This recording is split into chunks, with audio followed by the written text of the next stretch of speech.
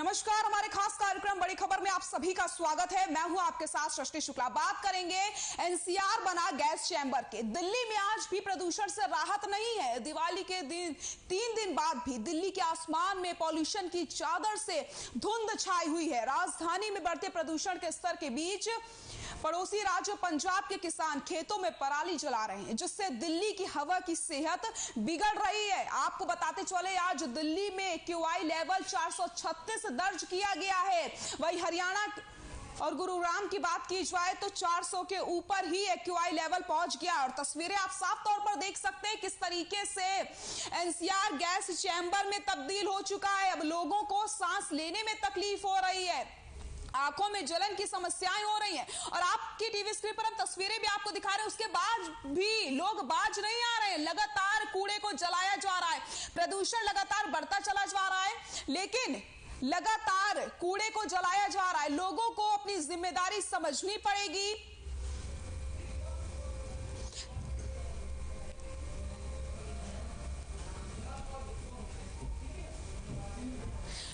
दिल्ली में QI level लगातार बढ़ता चला जा रहा है, लोगों को परेशानियों का सामना करना पड़ रहा है। तो वहीं आपको हम तस्वीरें भी दिखा रहे हैं किस तरीके से लोग कूड़े को उसके बाद भी जला रहे हैं। दिवाली के बाद से ही जो पॉल्यूशन है वो बढ़ा है, क्योंकि लोगों ने जमकर पटाखे छुड़ाए हैं। तो यहां पर कहीं ना कहीं प्रशासन के साथ साथ लोगों को भी अपनी जिम्मेदारी समझनी होगी, तभी हमें इससे राहत मिल सकती है। क्योंकि बुजुर्गों को, बच्चों को सबसे ज्यादा परेशानी हो रही है। जो अस्थमा के पेशेंट्स हैं उन्हें सबसे ज्यादा परेशानियों का सामना करना पड़ रहा है। और हमें इस पॉल्यूशन से राहत तभी मिलेगी जब हम अपनी जिम्मेदारी को समझेंगे। प्रशासन ने लाख दावे किए थे कि दिवाली में पटाखे नहीं छुड़ाए जाएंगे और जो भी पटाखे बेचेगा उसके ऊपर कार्रवाई की जाएगी, लेकिन उसके बावजूद भी बड़ी मात्रा में पटाखे फोड़े जाते हैं। और उसके बाद की जो तस्वीरें हैं वो आप सभी के सामने है। QI लेवल लगातार बढ़ता चला जा रहा है। एनसीआर गैस चैम्बर में तब्दील हो चुका है, यानी कि मानो ऐसा लग रहा है घर के बाहर निकलो कि हर जगह पॉल्यूशन ही देखने को मिल रहा है। विजिबिलिटी की अगर बात की जाए तो विजिबिलिटी बिल्कुल कम पहुंच गई है। स्मॉग के कारण लोगों को आंखों में जलन हो रही है। एलर्जी के मरीजों की संख्या बहुत ज्यादा बढ़ चुकी है। अब सिविल अस्पताल में नेत्र रोगियों की OPD 100 के पार हो चुकी है। तो जरा सोचिए, दिवाली के बाद से ही जो नेत्र रोगी हैं उन्हें और ज्यादा तकलीफें हो रही है। उनकी OPD 100 के पार हो चुकी है।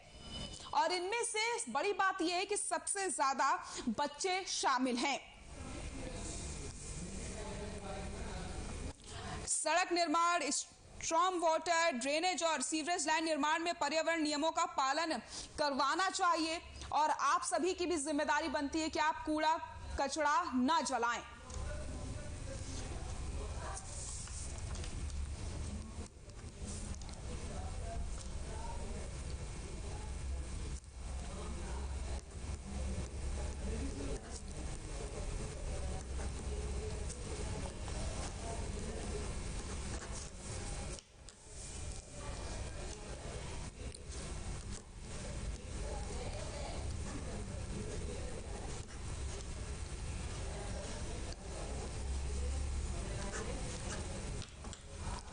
तो पॉल्यूशन का जो स्तर है वो लगातार बढ़ता चला जा रहा है। और इसी खबर पर ज्यादा जानकारी के साथ हमारे साथ डॉक्टर ममता प्रियदर्शनी जुड़ गई हैं, जो पर्यावरणविद हैं। बहुत बहुत स्वागत है ममता जी आपका। नमस्कार, थैंक यू यहाँ पे बुलाने के लिए चैनल पे। जी ममता जी, लगातार पॉल्यूशन बढ़ता चला जा रहा है और लोगों को अब सांस लेने में तकलीफ हो रही है, आंखों में जलन का सामना करना पड़ रहा है। और बड़ी बात यह कि सबसे ज्यादा जो नेत्र के रोगी हैं वो बच्चे ही मिल रहे हैं। अब बहुत बड़ी समस्या है ये। बिल्कुल बिल्कुल, आप बिल्कुल सही कह रही हैं। यहाँ पे अभी जो दिवाली आई और जो फेस्टिव सीजन हुआ उसके बाद अभी क्रैकर्स भी चलाए गए हैं। तमाम लोगों ने मना किया था कि आप लोग मत चलाइए, क्योंकि हम लोग कोरोना के 2 वेव से अभी फिलहाल गुजर के आए हैं। और सांसों की बीमारी AQI लेवल इतना ज्यादा हो गया है, हमें इतना हाई में बच्चों के फेफड़े में इतनी समस्या हो रही है। और हमें इसके लिए कम से कम जो अभी पराली जलने का टाइम भी शुरू होने वाला है, तो इस पे ध्यान देना ही होगा। नहीं तो ये जो नई पीढ़ी है, छोटे छोटे बच्चे, इससे इतना लंग इन्फेक्शन और इतना लंग की जो प्रॉब्लम है, उससे फिर बचाव का कोई उपाय नहीं मिलेगा। बिल्कुल ममता जी, बिल्कुल सही कहा आपने। लेकिन जिस तरीके से जो एक्यूआई लेवल है वो लगातार बढ़ रहा है, वो लोगों को काफी तकलीफ हो रही है, क्योंकि इस भाग दौड़ती जिंदगी में लोगों को बाहर निकलना ही पड़ता है और ऐसे में उन्हें इस पॉल्यूशन का सामना करना पड़ता है। तो कौन कौन सी ऐसी वो चीजें जो उन्हें नहीं करनी चाहिए, कैसे बचाव कर सकते हैं? देखिए, 2-3 चीजें हैं जिसको हमें सुधारना पड़ेगा। जैसे कारपूल का अभी चला था कि आप जो है तो अगर जितनी एक घर में 5 कार है और जहाँ पे होता है तो हर कोई कार लेकर के निकल रहा है, तो हमें पब्लिक ट्रांसपोर्ट सिस्टम को दुरुस्त करना होगा, जिससे कि अगर एक घर से और 4 घर से अगर एक ही जगह लोग जा रहे हैं तो कारपूल सिस्टम अपनाना होगा। और नहीं तो ऑड इवन का बीच में चला था कि एक दिन ये नंबर की कार चले, दूसरे दिन दूसरे नंबर की कार चले, जिससे थोड़ा सा हमारे जो एटमॉस्फेयर है, जो एयर है, उसकी क्वालिटी बेहतर हो सके। तीसरा, जो पानी का छिड़काव होता था वो भी अभी बंद पड़ा है, वो भी करना होगा। और अभी कई चीजें जैसे बाहर, भारत के बाहर चाइना वगैरह में नेगेटिव आयन जगह जगह लगाए जा रहे हैं, जिससे में धुएं की स्मोक को थोड़ा कम किया जा सके और विजिबिलिटी बढ़ सके, वो करना पड़ेगा। वृक्ष बहुत लगाने पड़ेंगे, वैसे वृक्ष जो आपको ऑक्सीजन प्रोवाइड करते हैं, वैसे वृक्ष की तादाद बढ़ानी होगी, तभी ये इससे हम थोड़ा सा एक्यूआई लेवल जो हमारा है उसको हम सुधार पाएंगे। अदरवाइज जो है ये बद से बदतर स्थिति हो जाएगी और दिल्ली रहने लायक नहीं बचेगी। बिल्कुल ममता जी, बिल्कुल सही कहा आपने, क्योंकि जो तस्वीरें हम देख रहे हैं इस समय वो काफी चिंताजनक तस्वीरें हैं। और कोरोना काल में जब लॉकडाउन लगा था तब गाड़ियां नहीं चल रही थी, उसके बाद की भी तस्वीरें हमने देखी थी, कितना अच्छा वातावरण हो गया था। और जब दिल्ली में जी बिल्कुल, दिल्ली में जब ऑड इवन लागू किया गया था उसके बाद भी काफी ज्यादा चीजें सही हो गई थी। इस चीज को समझना पड़ेगा। जी बिल्कुल बिल्कुल बिल्कुल। इसको सुधार लाने के लिए सरकार को और पब्लिक को दोनों को जागरूक होना होगा और सामुदायिक रूप से सबको मिल करके निभानी पड़ेगी, क्योंकि ये ना सरकार का है और ना ये पब्लिक का, ये हम सबको मिल करके इस पे सुधार लाना पड़ेगा।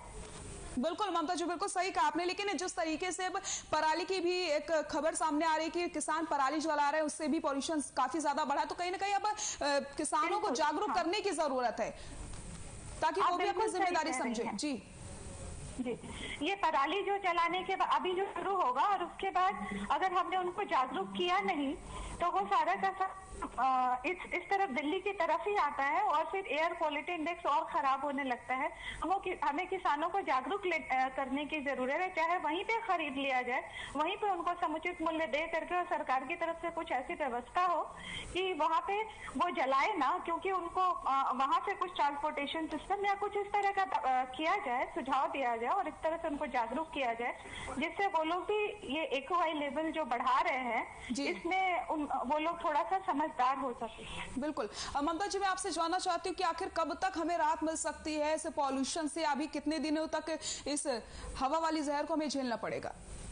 देखिए, अभी तो कम से कम 2 से 3 महीने तो इस पे, जब तक कि, क्योंकि तुरंत दिवाली खत्म हुई है और आप लोग देख पा रहे हैं कि एनवेलप्ड हो गया है चारों तरफ, ये एक्यूआई लेवल इतना बढ़ गया है। और अभी जब नवंबर के बाद जब पराली जलेगी, अगर हमने उसको रोक लिया तो थोड़ा बेहतर होगा, और नहीं तो फिर कोरोना की तीसरी वेव अगर आई और ऐसी सिचुएशन रही, और दूसरी जैसे जो वैज्ञानिक और डॉक्टर्स आशंका जता रहे हैं कि तीसरी वेव में बच्चों पे ज्यादा प्रभाव पड़ने वाला है, और जैसे आप लोगों ने भी देखा कि बच्चों पे फेफड़े बच्चों के ज्यादा इसमें से इफेक्टेड हो रहे हैं, तो उसमें वर्ष से वर्सन स्थिति होने वाली है अगर भगवान ना चाहे और कोरोना की तीसरी वेव आई, क्योंकि उनका वैक्सीनेशन भी नहीं हुआ है बच्चों। बिल्कुल, और ये एक और बड़ी समस्या हो जाएगी अगर तीसरी लहर आ जाती है, क्योंकि कोरोना में भी स्थिति वैसी होती है, सांस लेने में तकलीफ होती है और दिल में दर्द होता है। तो यहाँ पर भी अगर इस पॉल्यूशन के साथ भी हम अगर जा रहे हैं तो उसमें भी आंखों में जलन हो रही है, सांस लेने में तकलीफ हो रही है, तो डिफरेंस करने में बहुत बड़ी परेशानी हो जाएगी ममता जी। बिल्कुल, क्योंकि अभी भी जो आ रहा है, डॉक्टर्स ने भी, कल ने भी डॉक्टर्स ने कहा है कि 9 साल से 10 साल की उम्र तो ऐसे ही कम हो रही है अगर हम इतने हाई एक्यूआई में रह रहे हैं। और उसके बाद अगर कोरोना में टोटली ये लंग का ही बीमारी है, मतलब फेफड़े पे ही प्रभाव डालता है, और उस स्थिति में क्या होगा अगर इतने हाई पॉल्यूशन में हम रह रहे हैं, तो वो ईश्वर ही इसका मालिक है। बिल्कुल, लेकिन ममता जी, कहीं ना कहीं हैरान करने वाली बात यह भी है कि अभी भी लोग बाज नहीं आ रहे, अभी भी लोग लगातार कूड़े कचरे को जला रहे हैं। कहीं ना कहीं प्रशासन के साथ साथ लोगों को भी अपनी जिम्मेदारी समझनी चाहिए। एक साथ मिलकर के काम करेंगे तभी हम वातावरण को बचा सकते हैं। देखिए, आप बिल्कुल सही कह रही हैं। पुराने जमाने में जब हमारे पूर्वज हुआ करते थे, तो ये जल और वायु प्रदूषण से जो निजात पाने का, ये टोटल का टोटल सरकार और समाज दोनों की जिम्मेवारी हुआ करते थे। हम लोगों में अगर प्रशासन समाज को दोष देगा और पब्लिक जो है प्रशासन को दोष देगी, आपसी लड़ाई में ये सबकी ऐसी तैसी हो जानी है। ये आप लोग मीडिया वालों का थैंक्स करूंगी कि आप लोग ऐसी ऐसी जो घटनाएं हो रही है उसके साथ साथ आप लोग इस तरह के जो पर्यावरण से रिलेटेड आप लोग सवाल उठा रहे हैं और इस पे समाज को जागरूक करने का भरपूर प्रयास कर रहे हैं। इसमें पब्लिक को जागरूक होना ही होगा, क्योंकि क्रैकर जलाना बैन हो गया था सरकार की तरफ से, पर उसके बाद भी इतने लोगों ने क्रैकर जलाए जो नहीं जलाने चाहिए थे। उसी के बाद AQI का इतना खराब लेवल हुआ है। अदरवाइज कोरोना टाइम में जो टोटल लॉकडाउन था, प्रशासन तभी भी था, पब्लिक तभी भी थी, फिर भी AQI लेवल बहुत ठीक ठाक हो गया था। मतलब इतना हाई नहीं था, 200 के नीचे आ गया था। अभी देखिए क्या हालत बन पड़ी है। बिल्कुल सही कहा आपने ममता जी, बहुत बहुत शुक्रिया आपका हमारे साथ